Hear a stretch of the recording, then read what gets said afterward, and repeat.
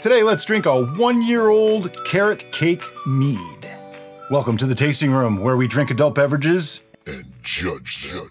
I'm Brian. I'm Derica. And this is incredibly clear.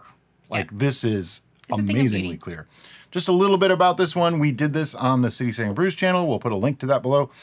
It was bottled April 4th of 2024. So this is just a little bit over a year at this point in the bottle.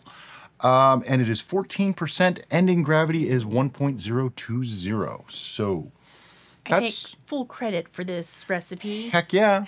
Ooh. When I promoted this idea, Brian was like, what? No, you can't. Yeah, there was carrot juice in this. Yeah. Ha ha ha. But, I mean, when you think about it, okay, what is carrot cake? It's a spiced cake, right? Yeah. Which makes it right up my alley. Sure. I actually really like carrot cake, which helps too. So first, let's describe the color. We've already shown you what it looks like, but it is this beautiful crystal. It looks like mead. It's a beautiful straw color. But it's more a little more browny, vibrant, orangey. It kind of reminds me of apple juice. Kind of, yeah. Or I always say this, but whiskey. Yeah. It just does. Yeah. Almost everything looks like whiskey to me. I don't know why. On the smell, though, lots of the spiciness is coming through, like the cinnamon. We don't look at the old things on purpose, because if somebody handed you a glass and said, "What do you think of this?" That's kind of where we're going at today. I'm getting some memory, cooked like caramel notes. Mm-hmm. Yeah, definitely. And spice, looking a little at bit of sweet and caramel. Right. Looking at it and getting those spice notes, I would say on the aroma, my brain would trick me and say it's like got cooked apple on the aroma. No, I get honey. I'm getting honey on it. That's the caramelized floral note that I'm getting. It's definitely honey. When I really get in there, and because I know it's supposed to be carrot cake, I'm like, okay, I'm getting carrot. It is carrot cake mead, right? Carrot bread, yeah. Yeah, carrot cake mead. But it smells fantastic. It really does. It's got a lovely complex aroma. There is zero like newness or green or footnote or anything. There's none of that. No odd notes in the aroma. It does have a stronger, like a very present aroma. Yep. Some things you really have to reach. This one you don't. It's there. But it's not. I mean, it's not offensive in any way. Nope. It's actually really, really nice. It comes forth and says, "Hello, how are you?" Okay, so I think we should bring back something that we used to do, and that is the first sip, second sip. Okay. For these. Sure. We used to do this years ago, and I think it's actually a really good idea, because this is also 14%. The first sip acclimates you to whatever the beverage is. So it's kind of a one and done. Get it in, get it down, don't think about it, just take a sip and swallow. This is a great practice to do if you really want to enjoy alcoholic beverages and get to their nuances. Acclimating your palate to the alcohol and any strong aggressive notes is going to help you further down the line reach all those nuances that may be hidden otherwise. Right, so here we go. First sip. Derica has a tendency to make her first sip take longer. I got it down. I did it. I did it. I savor everything. Yes. Life's too short. Savor it. But even on the initial first sip, definitely got some nice spicy notes. It's got some stain powder too. Yeah, it's not super sweet. It's not sickly sweet or anything like that. Some people would say, like, you know, oh, things are too sweet for me. They taste like a cough syrup or something like that. This is nowhere near that. No. Even at 1.020. I have found that this would be considered sort of a metheglin. Well, it is a metheglin. Yeah. Which means a mead with herbs or spices. A lot of times, I like my metheglins to be a lot sweeter. So this is actually on the drier side, believe it or not, for the way I like my metheglins. But the tingling sensation from all the spices remains, along with some of the viscosity from the honey. Got a really nice long finish. It stays with you. Yep. All right, time for a long sip. The long sip, you savor it for a while.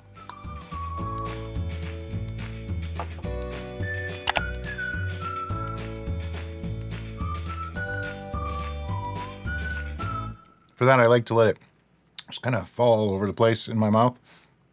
This has a really nice viscosity. It's not overly thick. It's not thin. It's got that just right velvety texture to it in the mouth. The tannic properties, there's just the right amount of tannins. I wouldn't say it's overly tannic, just enough to let it linger, and you feel a little bit of something. The spices really... They added to the tannins. Right. So doing too much tannin plus the spices I think would be way too aggressive. This is a nice balance. And I think that's why I like my Methaglins sweeter, because they do usually add quite a bit of tannins. Now, I don't remember what we did as far as the making this, if we added tannins or not, or if they extracted fully. But I wouldn't say that this is heavy on the tannins. We get accused of being very heavy on the tannins. This is middle. Yeah. Middle tannins. I will link in the description below the video where we did this full recipe, so that way if you want to check it out and see how we made it and see if you want to make it yourself, you can. Okay, let me take you on a little trip. As it goes in, I'm immediately greeted with a relatively sweet cooked sugar, caramel, even almost a molasses, like a brown sugar kind of note. And that I'm attributing to a little bit of the carrot juice and the honey together, giving me that kind of a sensation. Towards, like, as it's in the mouth, it's not as sweet as the entry. It actually seems to tone down a little bit. Now some of the acidity and the tannins are starting to work together, making a really nice mouthfeel, as well as just, you taste all the flavors. Like, carrot doesn't come out in my mind, but I don't taste carrot necessarily in carrot cake either. I taste the spices that make up the carrot cake. So I get all those spices, nice and warming feeling. And then as it goes to like the back palate and the swallow, it feels nice and warming. I'm getting the honey character towards the back of the throat. And then on the exhale, still getting a little bit of that nice spice note, warming, very holiday-like, very Christmassy. Absolutely. Kind of thing. Yep. I'm getting kind of like a gingerbread sensation. Yeah. Well, gingerbread is, again, it's like a spiced, all the same spices, just with ginger in them too. Yeah, this is actually really nice. I'm actually quite pleased with the way this came out. As you can tell, I did not like it at all. Do you need more? No, because we have more tastings to do. Yeah, I know I keep saying warming, but that is definitely something coming through. Now, we are drinking this at room temperature. If you were to put this on ice or chill it, you might get a little bit of a different feel. We like to do things at room temperature so that we have a apples to apples comparison, unless it's something that's meant to be cold. Like, we're not going to do a warm beer. Right. You know, that's just dumb. This, I think, would be nice heated as well for a wintertime drink if you want something a little warm.